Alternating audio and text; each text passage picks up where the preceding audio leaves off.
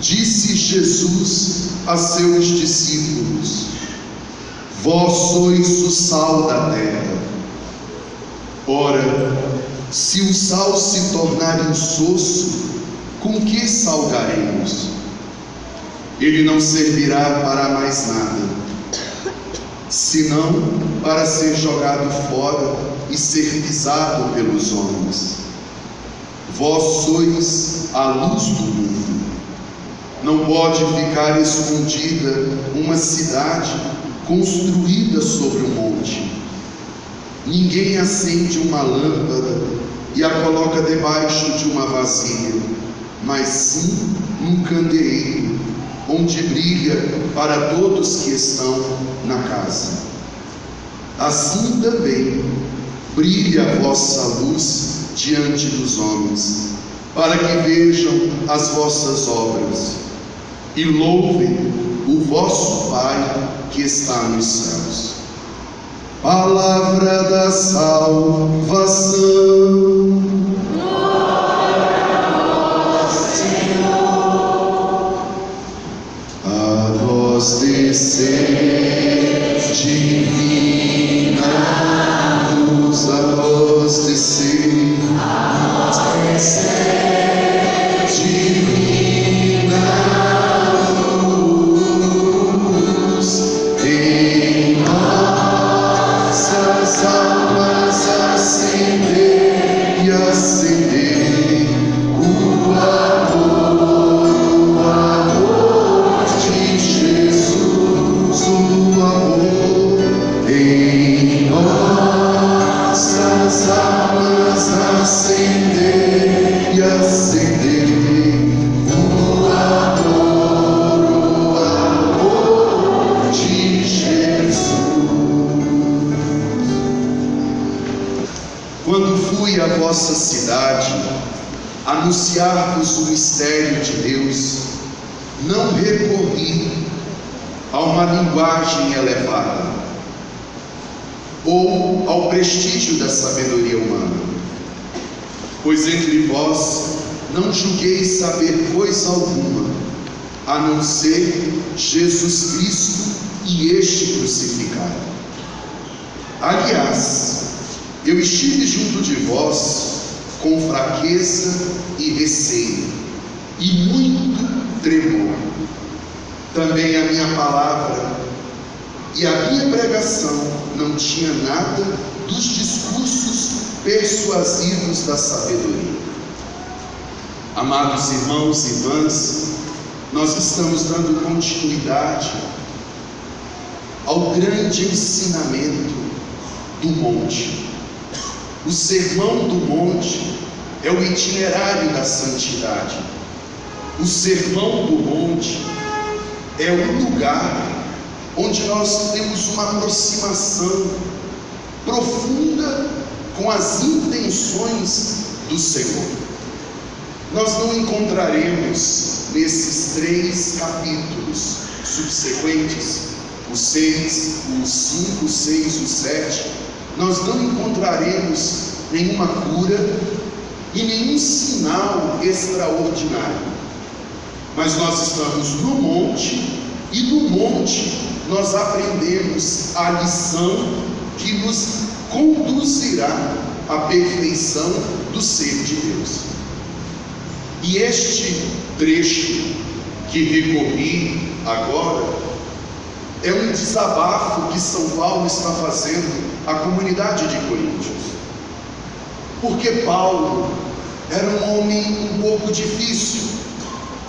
Paulo era chamado Saulo, e os cristãos deram a ele esse novo nome, porque os cristãos são muito bem-humorados. Hoje eu estava pregando de manhã e eu disse às pessoas: nossa, vocês têm as caras muito feias. O cristão não tem a cara fechada, o cristão é bem-humorado. E as primeiras comunidades colocavam apelidos nos seus irmãos. E o nome de Paulo é Saulo, mas a comunidade deu a ele esse nome Paulo. O que significa Paulo? Pequenininho. pico-tico, de baixa estatura. Paulo tinha os seus complexos. Paulo era um homem muito pequeno. E além de ser de baixa estatura, Paulo não falava bem. Ele era gago. Imagina. Então ele não era um homem eloquente. Ele não tinha uma capacidade de fazer com que as pessoas parassem para escutá-lo. Certa ocasião, em Troade, ele foi fazer uma pregação, e como ele é um mestre, doutor, então ele se alongava muito nas suas falas. Um homem cai da janela e morre. E o homem caiu de sono, porque a palavra de Paulo era monótona, era sempre a mesma coisa. Então tudo isso gerava em Paulo um certo complexo. E além de ser de baixa estatura, e além de não falar bem, Paulo tinha um temperamento muito difícil. O temperamento de Paulo é um temperamento colérico. E ele era de difícil convivência, porque ele tinha explosões momentâneas. E aquilo acabava que prejudicava a relação dele com a comunidade. Mas Paulo chega hoje em Coríntios e diz assim: eu nunca estive no meio de vocês demonstrando eloquência e poder humano. Tudo o que aconteceu por meio das minhas mãos nesta obra foi uma demonstração do poder de Deus. Então nós estamos ouvindo um homem que tem uma consciência grandiosa da sua fraqueza, que tem consciência da sua limitação. Aliás, e quando eu estive no meio de vós, eu estive com medo, preocupado, fraqueza e cheio de receio. Mas tudo o que aconteceu e tudo o que acontece na comunidade não é uma demonstração da força e da habilidade humana, mas é uma demonstração do poder soberano de Deus. E ele chega a dizer assim: mas também a minha palavra e a minha pregação não tinha nada dos discursos persuasivos da sabedoria, mas era uma demonstração do poder do Espírito, para que a vossa fé se baseasse no poder de Deus e não na sabedoria dos homens. Uma coisa é quando nós somos impressionados com o que os homens podem fazer. A outra coisa é quando nós temos uma experiência única e restrita com o Senhor. Então, a igreja cresceu, a comunidade amadureceu. Existem frutos concretos da vida que existe dentro desta comunidade. Mas tudo isso não é um mérito meu, é um mérito da demonstração do Espírito Santo. Porque difícil, vocês sabem que eu sou. Limitado, vocês também sabem que sou. E vocês são conhecedores de todas as minhas fraquezas. Mas a mão de Deus, o poder de Deus, as ações vivas do Espírito nunca nos deixaram. Porque quem faz a comunidade crescer e quem faz a comunidade resplandecer o melhor do céu é o Espírito Santo. E é nesse sentido da confiança da obra que o Espírito está fazendo no íntimo, na vida e na família de cada um de vocês, é que nós iremos progredir num crescimento ininterrupto de graça, de entendimento, de misericórdia e de sabedoria. É muito bom ser direcionado pelo Espírito de Deus. É muito bom alcançar a vontade de Deus na nossa vida. uma percepção madura do que o Senhor está fazendo no meio de nós. Mas para que essa prática seja uma constância na nossa vida, permita-me mais uma vez ler o conselho que o profeta Isaías dará à comunidade de Israel quando fala do verdadeiro jejum. Reparte o pão com o faminto, acolhe em casa os pobres e peregrinos.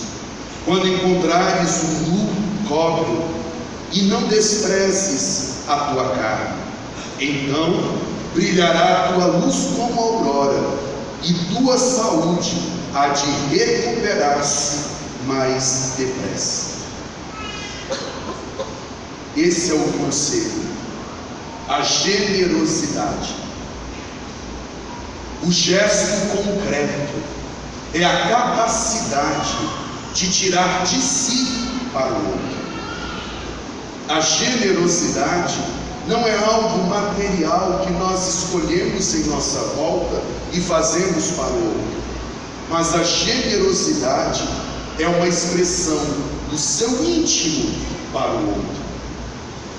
A maior obra de Jesus não foi fazer o cego ver, o surdo ouvir e até mesmo o coxo andar. A maior obra de Jesus não foi a ressurreição de Lázaro e da filha de Jairo. A maior obra de Jesus é quando ele se doou na cruz. E essa entrega da sua vida, da sua estrutura no leito da cruz, nos torna pessoas melhores.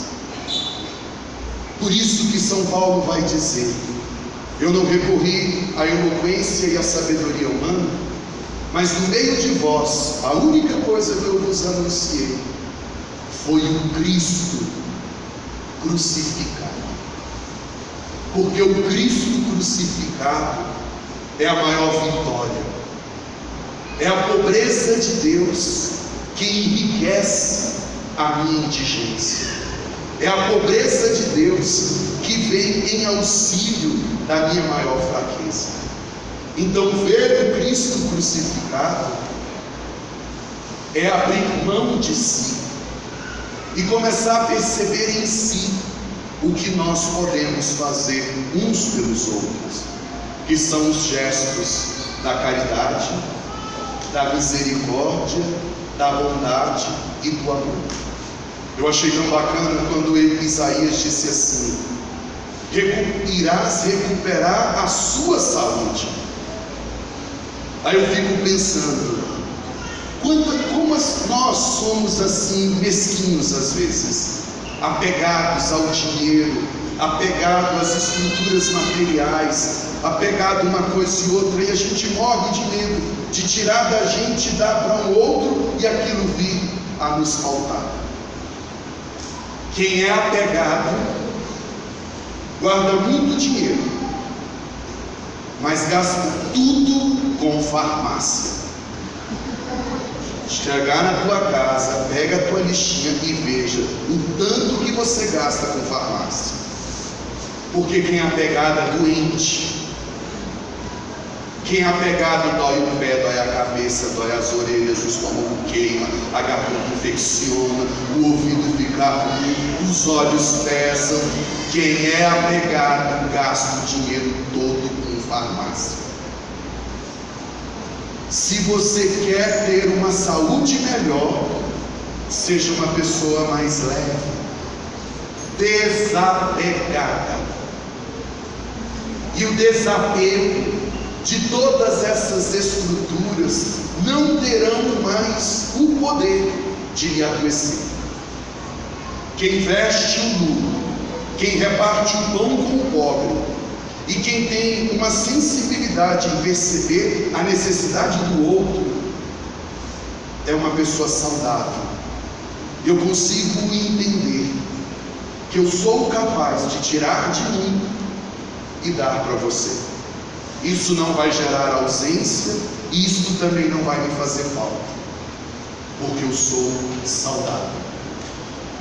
Então é esse o convite do Senhor. O que nós precisamos dar uns aos outros? o que nós precisamos ser dentro da comunidade ou na estrutura que o Senhor tenha nos colocado. Você precisa ser uma demonstração do poder de Deus. Você precisa ser uma demonstração da ação viva e sincera de Deus. E hoje nós estamos ouvindo o Sermão do Monte, onde Jesus fala de duas imagens que são muito significativas para o homem. A primeira, o sal, e a segunda, a luz. Você é o sal da terra, você é a luz do mundo. Quando nós falamos do sal, nós falamos de uma coisa que nunca deixará de ser. Até achei estranho quando Jesus falou assim: se o sal se tornar insosso, para que ele serve? Mas o sal não fica insosso. O sal sempre continua sendo sal. Não tem como alterá-lo. Mas ele pode se tornar insosso, porque ele é um limite. Ele pode virar um remédio, mas ele pode virar um veneno. Ele pode ser um sustento e ele pode ser a sua destruição. Você é o sal da terra. O sal, ele serve para dar o sabor. E o sabor nos leva à distinção. E a distinção é a capacidade de escolha e de discernimento. Quem não tem sabor não sabe escolher. Você quer um café? Café para mim é tudo igual. Então você não é capaz de tomar um café, porque você não tem sabor. Você não consegue distinguir um café de um outro café, de um outro café e de um outro café. E quando nós vamos nos tornando pessoas mais sensíveis, nós começamos a destilar sabor. E nós começamos a discernir melhor. E nós começamos a acrescentar ao outro. Então, o sal é o sabor. E o sabor é a distinção. E a distinção é a capacidade de escolha e de discernimento. Mas o sal, ele é muito maior do que dar sabor. Por exemplo, quando você estiver muito triste lá na sua casa, tiverem colocado o olho gordo em cima de você, alguém achou seu marido bonito e está querendo levar e você ficou triste, quando você ficar assim cabisbaixo, pega uma bacia, joga sal grosso e água quente e joga na cabeça. Um banho de sal grosso cura, e não é macumba, juro por Deus. Banho de sal grosso cura, porque o sal é energia.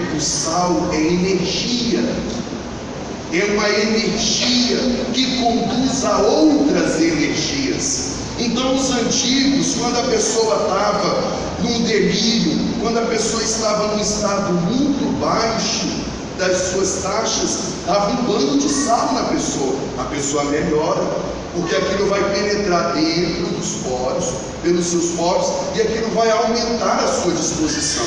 Então tomar banho de sal grosso faz bem. Se quiser pegar uma espada de São Jorge também ajuda, uma arruda. Olha, eu vou ensinar vocês a fazer umas raizadas, vocês vão ver como é que é bom. É sério. Aí você vai começar a perceber que o sal é uma coisa extraordinária. Todo o sistema do organismo humano e animal é constituído de sal. Por exemplo, quando nós começamos a ingerir sal, nós tivemos a capacidade de andar. O homem só começou a andar quando ele começou a comer sal. Antes de comer sal, ele andava quadrúpede. Quando ele come sal, ele começa a ter novas disposições. E o sal ele vai dar um equilíbrio neurológico. Por quê? O seu cérebro é feito de sal. O seu cérebro precisa de sal. Quando o sal é muito pequeno no nosso cérebro, nós não somos capazes de desenvolver as nossas habilidades cognitivas. Então, na sua cabeça existem dois hemisférios, o esquerdo e o direito. E existe uma manta que envolve essas duas realidades magníficas.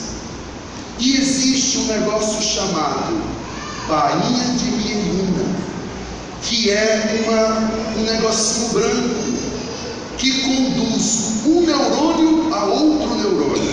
E nós vamos chamar essa liga de um neurônio a outro neurônio de sinapses. Então, essas sinapses, elas são recobertas dessa camada branca, que vai dar uma energia dentro do seu cérebro e vai te dar uma saúde melhor. E essa camada, essa teia que está envolvendo o seu cérebro, ela é feita de sal. Então, o sal é um grande regulador. O nosso corpo é 70% de água. Aí você precisa de sal para regular essa água. Aí o sal vai mandar toda a energia para todo o restante do seu sistema. E o sal vai te dar uma capacidade de sustentação. E o sal começa a fazer com que você tenha uma percepção maior.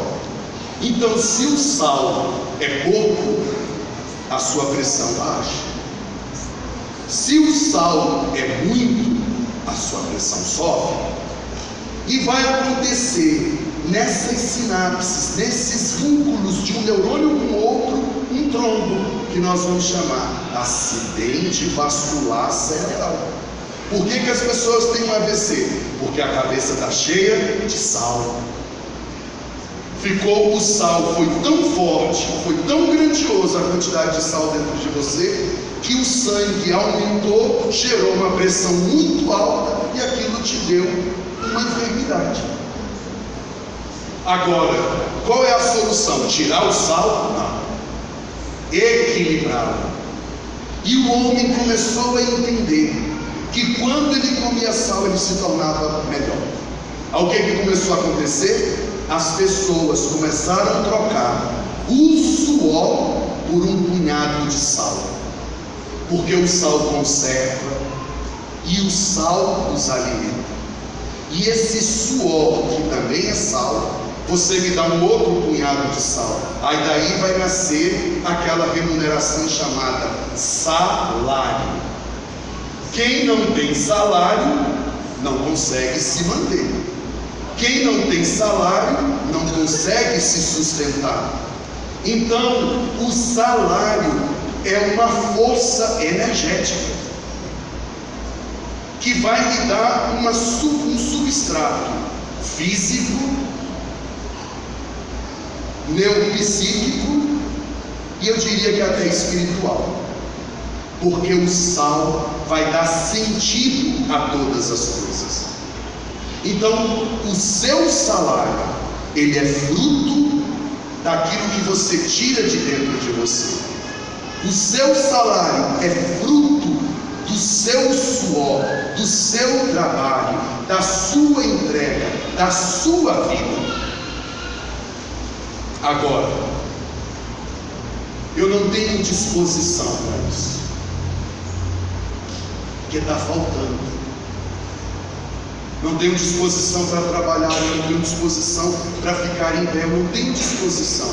E quando a gente vai no psiquiatra, que ele te receita um remédio, pode pegar a bula lá do remédio psiquiátrico, cloreto de sódio, é sal.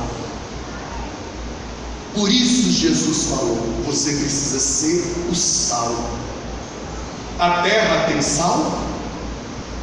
Não. As coisas que são produzidas da terra, ou elas são adocicadas, ou elas são amargas. O sal, ele é tirado de uma outra estrutura e aplicado na terra. A terra passa a ter o sentido, porque o sal é tirado dos mares e ele é colocado nessa estrutura, e ele começa a fazer uma diferença na estrutura onde ele se encontra. Então você precisa ser o diferencial aonde quer que você esteja. E você também não é da terra, você não é dessa estrutura, você veio da eternidade, e você é tirado da eternidade e colocado nessa estrutura para dar sentido à vida das pessoas que estão em sua volta.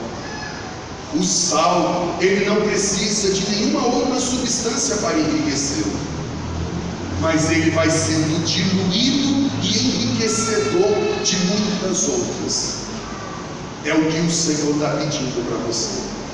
Seja o sabor, seja o sustento, seja o diferencial. Faça a diferença onde quer que você esteja.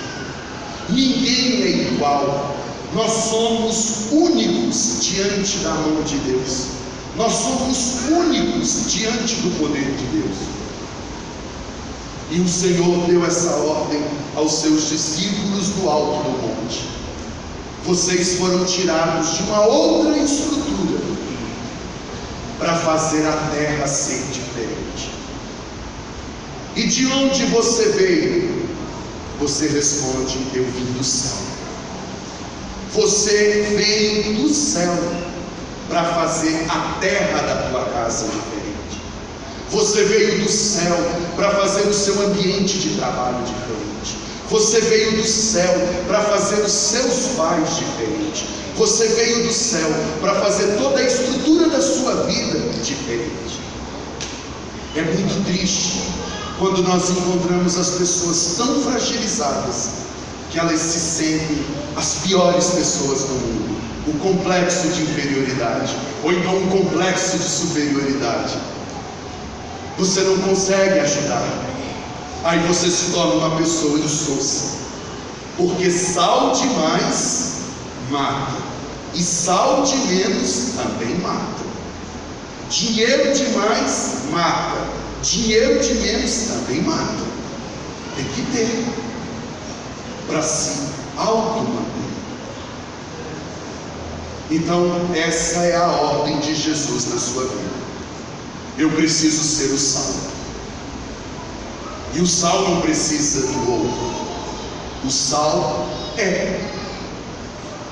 E depois do Senhor nos ter dito desse mistério de fazer a diferença onde quer que você esteja, Ele está nos convidando a edificar a vida dos outros. Outro dia encontrei com uma amiga que falou assim: Frozen, você está morando agora no Penorte? Eu falei: eu vou demais no Penorte, assim, a cada 10 dias, 15 dias eu vou lá, há 28 anos, porque a minha manicure mora lá. Eu falei: poxa, com tanta manicure em Brasília, lá no Plano Piloto, você vem aqui para uma manicure? Ela é a melhor de Brasília. Sabe por quê? Porque ela tem sal. Aí outro dia, conversando com outro amigo, ele falou assim: Frei, outro dia estive lá no Penorte, passei na sua casa, você não estava. Falei: pô, o que você vai fazer lá? Não, meu mecânico mora lá. Falei: seu mecânico? Cara, com tanta oficina por aí, você foi escolher logo lá no Penorte, nos carros com débito Juda, cara. Cara, que carro? Eu falei assim: mulher, sapato e carro, você só entrega para quem ama. Não é verdade? E ele é o melhor mecânico. Ele cuidou dos carros do meu pai, ele cuida dos meus irmãos, ele cuida do meu. E eu passei lá. Mas por quê? Porque ele se tornou um diferencial. Se eu me propus a pintar as unhas, eu vou ser o melhor. Se eu me propus a ser um mecânico, eu vou ser o melhor. Se eu me propus a fazer um arroz, eu vou ser o melhor. Se eu estou fazendo uma proposta para construir esse muro, eu vou fazer o melhor. Sabe por quê? Porque eu tenho sal. É muito triste quando você encontra aquela pessoa apagada, que se você fizer assim, ó, ela cai. Não tem sal, tem pegada, não tem força de vontade. E isso vai nos desestimulando, e nós vamos nos tornando cada vez menor. E eu não estou falando isso num tom de arrogância ou num tom de vaidade, mas é uma percepção de que você não precisa de nada, porque você tem tudo. Olha a voz do Ricardo Luiz, não é maravilhosa? É a melhor da Ceilândia, na verdade. É a melhor da Ceilândia. Você não precisa de nada. E quando você precisar, é porque você está entrando numa dinâmica da bondade, da generosidade, da escuta, do amor. Nós nos fazemos precisar dos outros para que os outros sejam melhores. Então eu te convido não, é uma ordem de Jesus. Você é o sal da terra. Então você precisa ter essa percepção de que você tem tudo dentro de você e que você pode alcançar todas as coisas que você entendeu como obra de Deus na sua vida. Uma vez eu estava num retiro com o Padre Rufus. Nós éramos alguns padres e tinha algumas pessoas, alguns casais, e a gente começou a rezar. Aí uma mulher começou a gritar, e ela gritava e ela chorava. Aí as pessoas começaram a olhar umas para as outras assim. O Padre Rufus falou assim: vou ensinar uma coisa para vocês, os padres. Não se importe com isso. Não tenham medo. Sabe por quê? Porque Nossa Senhora está aqui, Jesus Cristo está aqui, e o Padre Rufus também está aqui. Então não tenha medo. Olhei e falei: cara, esse cara é bom. E eu quero que vocês rezem assim. Eu quero que vocês ensinem as pessoas a confiar. E diversas vezes eu tenho rezado assim: não tenha medo, porque Jesus está aqui, Nossa Senhora está aqui, e o Frei Oslan também está aqui. Então você não tem por que ter medo. Sabe por quê? Porque eu sou o sal que Jesus colocou nesta terra, neste lugar, para alterar o sabor da sua vida. Porque se não for esse sal, você vai ficar amargo, ácido, vai apodrecer. Então, onde você estiver,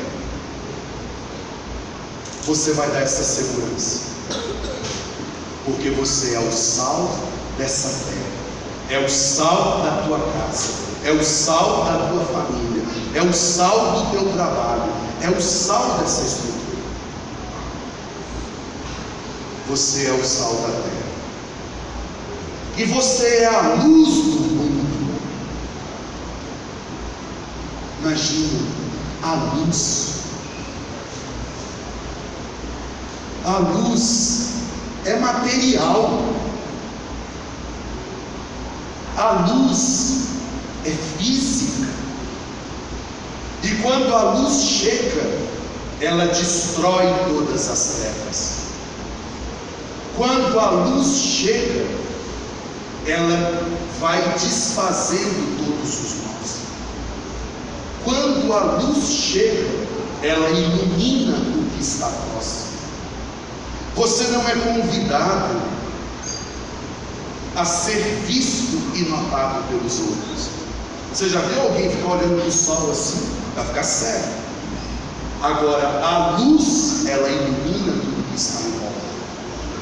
E quando você é luz, você começa a iluminar tudo que está em sua volta. O que é ruim, todo mundo vai ver. O que é bom, todo mundo vai ver. O que não é bom, todo mundo vai ver. E o que é maravilhoso, todo mundo vai ver. Porque a luz, ela dissipa as trevas. E na verdade as trevas não existem. O que não tem é luz. E onde não tem luz, as coisas são cegas, as coisas são frias, as coisas são terríveis. Agora, quando se tem a luz, tudo é diferente. Porque essa luz, ela está aqui entre nós.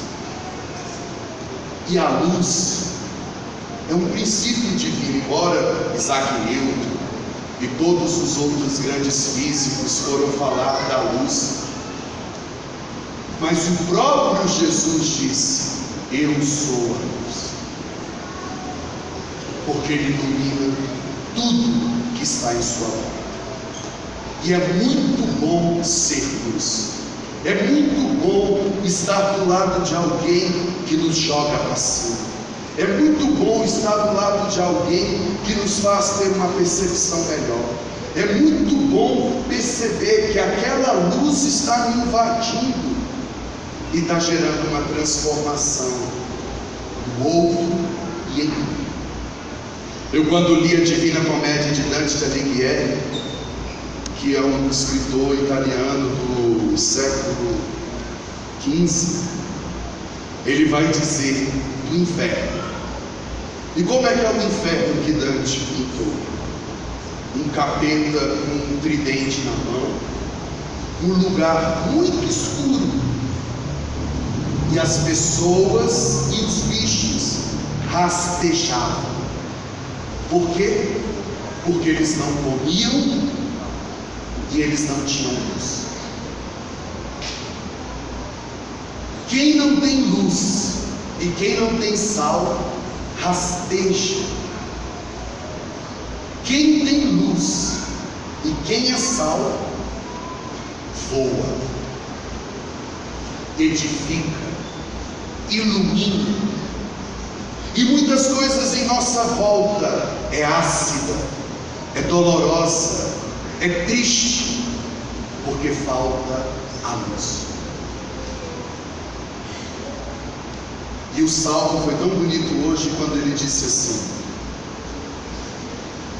porque jamais vacilará o homem reto, sua lembrança permanece eternamente. Ele não teme receber notícias más. Confiando em Deus, seu coração está seguro. Quando você é uma luz, você está em cima do povo. Não é para ser visto, mas é para iluminar quem se aproxima. Outro dia eu fui no Rio de Janeiro. Aí o avião que eu peguei, ele fez uma conexão em Brasília para depois ir para o Rio. Então vinham umas pessoas de Fortaleza, esse voo saiu de Fortaleza, fez uma conexão em Brasília, de Brasília foi para o Rio de Janeiro. Aí eu estava bem à vontade, de bermuda, camiseta, com uma bolsa tiracolo assim, não tinha despachado bagagem, que foi uma coisa rápida. Na hora que eu estou saindo, andando, aí passou um homem por mim e fez assim. Deve ter achado bonito, né? Assim. Aí depois ele olhou de novo e falou: Frioslan? Eu falei: sou eu. Aí ele falou: nossa, Frei, eu tenho visto algumas coisas do senhor, tal, gostei muito, tal. Conversa vai. Eu sou de Fortaleza. E eu falei: aquele ali é o Frioslan, tá? Eu falei: pois é, que bom, prazer, tal. E estou andando, não tenho muita confiança, continuei andando. Aí ele vira para mim e fala: ô Frei, quero te fazer uma proposta. Eu falei: o que foi? Cara, divide comigo o táxi. Falei assim. dividir o táxi, divide comigo o táxi, que eu estava desempregado, fiquei desempregado, passei uma situação muito difícil, tenho 6 anos, e a gente andando, passei uns 6 anos assim, uma situação muito complicada, e eu sou engenheiro, e consegui um trabalho aqui na Petrobras no Rio, e eu até tenho dinheiro, mas eu não sei como é que vai ser. E eu ainda vou ter que pagar um outro táxi, eu ainda vou ter que, não sei como é que vai ser para almoçar. Eu estou assim meio inseguro. Falei, cara, relaxa, hora que eu vou te deixar na Petrobras. Entrando dentro do táxi. Aí vamos dizer, não, pode deixar que eu vou pagar esse táxi. Aí quando ele chegou lá na Petrobras, deixei ele lá na porta. Aí eu falei, esse daqui é para você almoçar depois. Ele, não, isso aqui é para você almoçar. Ele, olha, eu vou te pagar. Eu falei, você vai me pagar, mas depois você ficar bem aí na Petrobras, eu quero os 10% todo mês. Procura a minha igreja, a conta bancária, e eu quero os 10%. Aí ele sorriu, tal, dei tchau e fui para o lugar onde eu ia. Mudei a minha rota. Eu ia para um lado e tive que ir para o outro lado porque ele ia ficar lá. Tá. Aí eu cheguei aqui em casa e tal. Aí a secretária falou assim, Frei, teve um homem aqui que ligou e disse que queria a conta da paróquia, que te conheceu, você pagou táxi, deu um dinheiro para ele almoçar e ele quer pagar. Eu falei, o que, sem vergonha? Quero dinheiro de táxi não, eu quero os 10% do salário. Tá vendo como é que a gente faz as coisas de um jeito, o outro vem lá e quer fazer do jeito dele. Falei, ó, tu vai ligar e vai dizer, o Frei disse que não quer o táxi e nem o dinheiro do almoço, ele quer os 10% do contra-cheque. Aí depois eu falei com ele e tudo, falei, olha, sua vida, Frei, vai ser bom demais. Olha, esse ano eu ainda vou morar sozinho aqui, mas a minha família eu estou querendo trazer no próximo ano. Eu estou tão feliz, as portas se abriram. Frei, você foi luz na minha vida. Eu falei, mas essa verdade eu sei que sou, porque Jesus falou, você é o sal da terra, você é a luz do mundo. Então onde você chega, você marca a vida das pessoas. Você interfere na vida das pessoas, você adultera a vida das pessoas, você muda a vida das pessoas. Aí eu falei, ganhei um amigo, e daqui a pouco eu vou estar ganhando um dízimo de 10% do baita mega salário, e eu estou feliz da vida. Sabe por quê? Porque às vezes tu precisa perder um almoço para ganhar uma vida inteira de restaurante pago. Mas às vezes a gente é tão pequenininho que a gente quer fazer conta do prato que eu estou dando para você. Então, seja luz. Seja luz. Ilumina os outros. A luz, ela não faz nada por si. A luz, ela ilumina quem se aproxima dela. Então ninguém vai poder fazer nada por você. Quando eu entendi isso, eu fiquei meio triste. Alguém pode fazer alguma coisa para o sal? Alguém pode fazer alguma coisa para a luz? E Jesus falou, Oslan, você é sal, você é luz. Alguém consegue segurar sal? Tenta segurar o sal. Na hora que você pega ele assim, ó, ele cai todo, ele se desmancha. Alguém consegue segurar a luz? E por que você quer segurar as pessoas?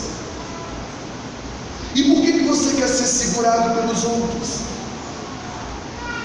Ninguém tem condições de te segurar, porque você é luz, você é sal. E se alguém te segurar, vai ficar cego, vai morrer queimado, porque o sol queima, mata. E se alguém quiser segurar você, vai morrer de trombose na cabeça, no pulmão, os encher de pedra, que você vai matar. Porque sal demais mata. Por isso que é muito difícil a convivência com os outros.